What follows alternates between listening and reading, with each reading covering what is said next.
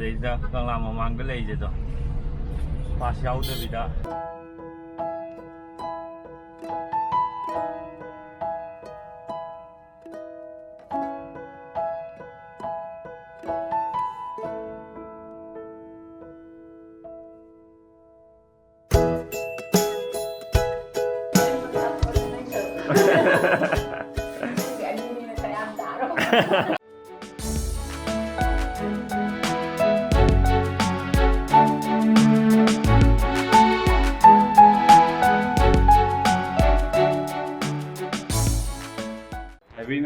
Em sak angu busa di hebdo sile re sing angu wang sidi angu goin to dore aro mem mamangi live to de am tin to photo mathangda amuk khasang na to ke asigi mathel sina de la fui ron de ne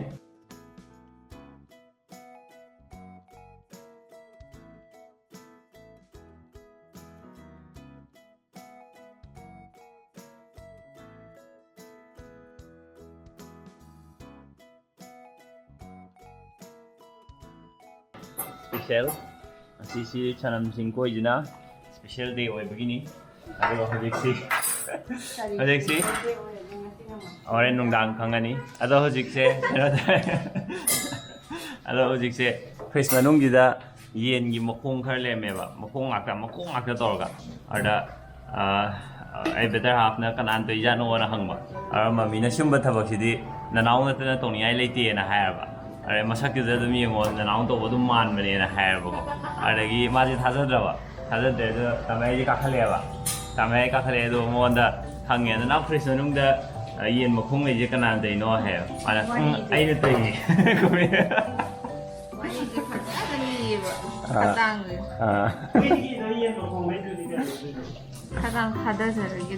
कोई अखोई बुद्धि हाना तुम खांगबा और सुमाइन तो वो सब मोयदी और तमें तो इन्हीं तुम कोई दिन दस्तें तो है बा अरे नो वो इन्हें खंजे तो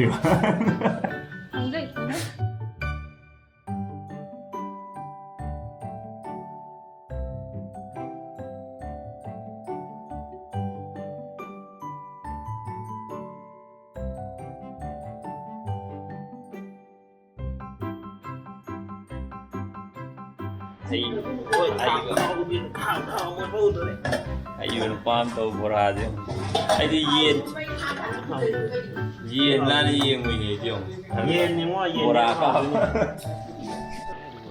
special day ki chicken ma'am hai di jimo sata vadre lushan belore dik thoni aruga pabung de di na naw mo khoi ma'am ai better half mo khoi ma'am na thong orani ai as usual di sata vadre ma'am timing chana mai jung thok re अदो video जी कान अतोप मखन की video हापसु ngमद्रे ma'am हानदी मरमरक्ता दंग ओरगसु कुमपान the कोइब चटपगी video हापचब ngमबने अदो ngमद्रे हंदकी ma'am Chatap खोटप अमत यादरनिना अदो इना थागचब खरजे ma'am सोइदन नुंगाइबेमगनी नै आशा तौजै अदुगा कोइ Q&A दी याम नुंगाइ ma'am ना Q&A की मखादा वीडियो की मखादा मु कमेंट मैम नुंगाइबा कमेंट मैम हाइबिरकबै थैंक यू सो मच ए मयुंग लाए अदो चलुगिगे होरेन नुंगदांगदी याम नुंगाइदों माले अदो इना हापागी औलाकने अदो संप्रा उरे संप्रा दे की है संप्रा जे पतरा की पियो पवा द चामा पवा क्या संगे पवा दा यो पे अदे दि पवा मखाइ पिबिरो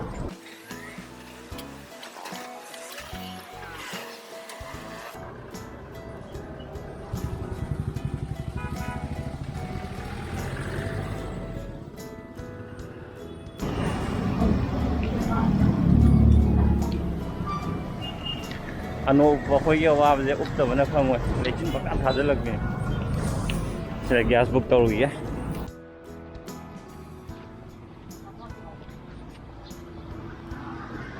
कैनम up to 15 please fill the describe form si book to wait कमाइन तो जानम होई जे खंगबिबा समझा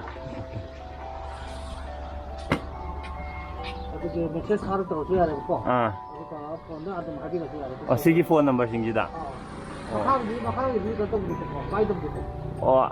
असिगी कांटेक्ट नंबर अनौब मथक अनी थाइजेको असिदा ओइना बुक तौ ओके 11 AM बुक तौ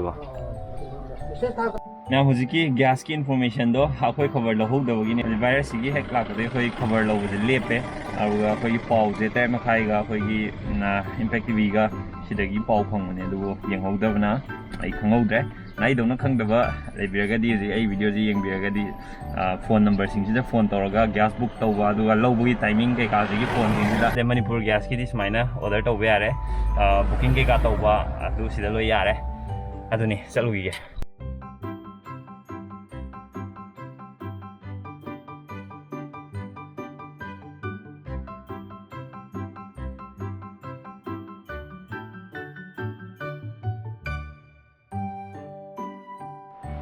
maram cha da yum dei ma pan thu pe ade ai do myam to sida le ha da pham le jong police na kanna section kharang lo khali dei da maram cha da na keno to am te ya de ai zo return la kare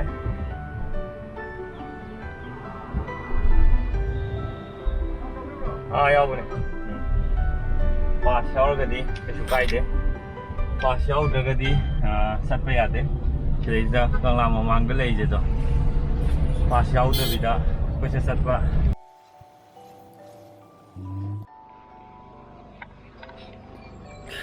yo re je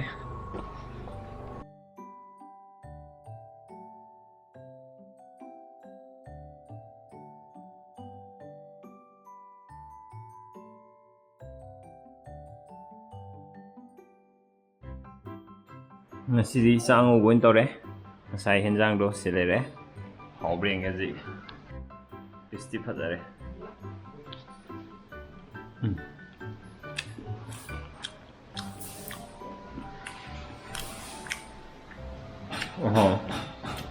Gue bang tunggu aja, aduh mau show aja, ramai.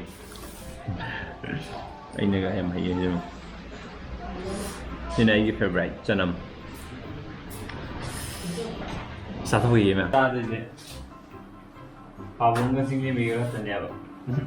Cabai aja. Keinginan beliau sama saja. Sangat dah. Endam jual fitness kian kau beli.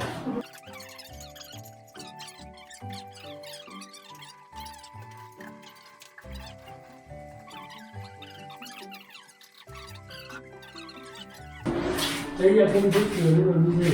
Ini akan berjuang ni. Hayeng degi na nga si degi na to. Angka to. Kita nak mau deh. Photo je. Chak suan ngadro. Chak akoi di cake cha roi dom ni na cake ka ga chak oin cha dro. Ini party kan hai roi dro ko ko. Iswa. Bem ga. Wah, yang hao mà nhé. Nó có thể nhặt rồi mình. Ăn nó gối gì rồi. Kita kan kayak gitu. Hah? Tamai lem je hao ye. Rồi anh muốn tao có nên chờ. Nên anh như phải ăn đã rồi. Sari di akoi sak to info ka tor ji. Ti cake sina bem na heng cha zara ni. Ti sak le re. Ro ngasi mathel jina nga thongba sina pa bungna leirakpa lanjembi hayeng mai hayeng tawjarani moi sina nga thongba le re cooker a le re workout tor halak pai ni mai nga gi chef hai dong ne na thongner adi henjang thongner si le re hai daw sar vanilla asigi mathel nga thongba sina sai alu ngawwa sina hiba mana krangsu ai sak meam chaba loi hobre adama su chaba lai sina sogri ni porei se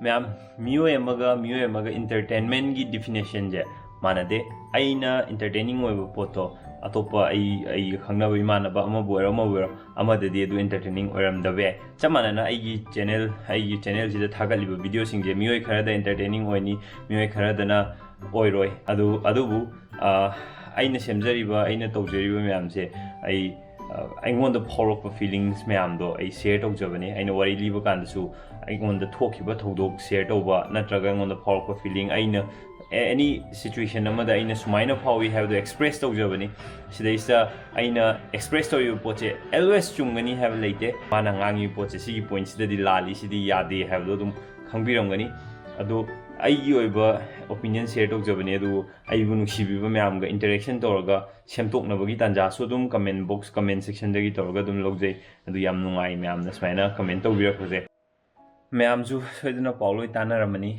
adum akhogi अफाव मी ma'am पैसा पाइब ma'am हंदक 2020 सिदैसा मी नारगा लेतब यावबा मैम थोए अइन हाइजनिंगबदी पुंसीजे केमता तम्बा ngamde अखोइने हिंगिङैसिदा अखोइ मसे नुसिनना नुसिसानना हिंमिनसी इना खुनबा लाइरबा अमतने सिरकान्दा चपमने अदो मैम हिंगिङैसिदा अइना हिंगिङैसिदा अइ नुङाइने हिंनबैदमक्ता अतोप्पा मीगी वानबा नत्रा फत्तनबा तौरगा नुङाइनबा होनबा दुम्बा तौकुमसी मैम अमना मतेंग पांगा अमगी अवारा पामेनरगा ओइना पुन्ना हिंमिनबगी नुङाइबदो अदोमदो ओइना अखोइ मैम फोकस तौसे अदो याम नुङाइते पाउ ताबदा आइगा खंगनरुबदी नते अदुइसु यामना नहा ओइना मैमदो लोइमबक नहा ओइबाक्तो ओइबदो अदो मोइना खंगौदना सुमाइन तौबसे याम नुङाइते अनाबा मसामसागे अनाबा नत्रगा केनो लेबनबदी ओइरमगनि दुरगसु